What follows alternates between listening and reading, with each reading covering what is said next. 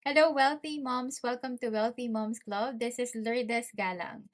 And in today's video, we're going to answer this question kasi maraming mga moms ang nagtatanong sa akin, ano bang mas importante, HMO o life insurance? So kung isa lang yung kaya mong unahin ngayon, alin yung pipiliin mo, HMO o life insurance?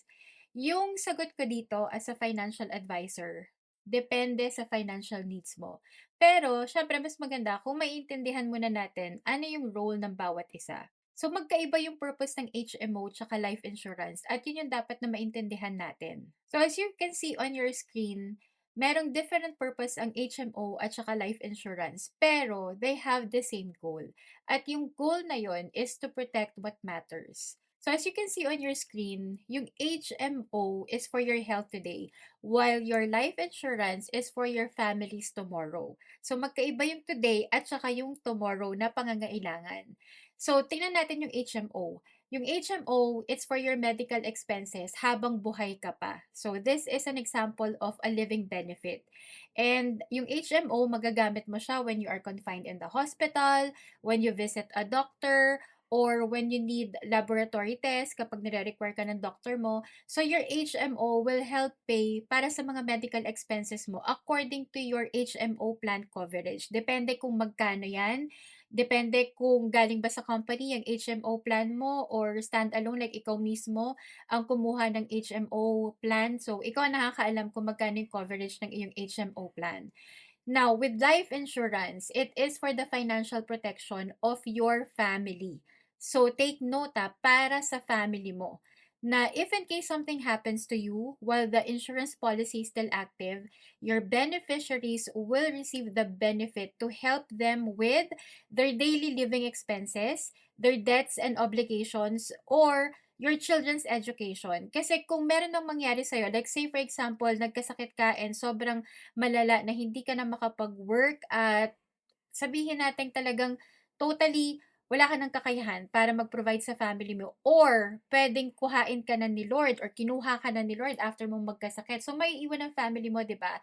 And dahil sa maiiwan sila, siyempre continuous pa din naman yung daily living expenses, yung pag-aaral ng mga anak mo, and baka may mga debts and obligations ka rin na maiiwan. So, yung life insurance ngayon ang puwede nilang magamit para mabayaran at matustusan nila yung mga daily living expenses nila.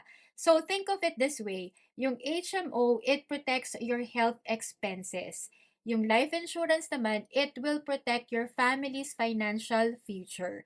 So, they're not actually competitors. Hindi po magkalaban ng HMO tsaka life insurance. They're actually partners. So, it's really best kung meron kang pareho nito, meron kang HMO at meron kang life insurance at the same time kung kaya ng budget mo. Because if you have HMO and life insurance, it will give you and your family the complete protection for today and for tomorrow. So as you can see here, yung HMO at life insurance, they have different purpose but still they have the same goal, which is to protect what matters to you. So para mas lalo nating maintindihan, let's say for example, ikaw si Maria. You are a working mom who wants the best for your family. Siyempre lahat naman tayong mga nanay, gusto talaga natin yung best para sa pamilya natin, lalong-lalo na para sa mga anak natin, 'di ba? So, ikaw bilang si Maria ay isang working mom, so you're working hard every day to support your family.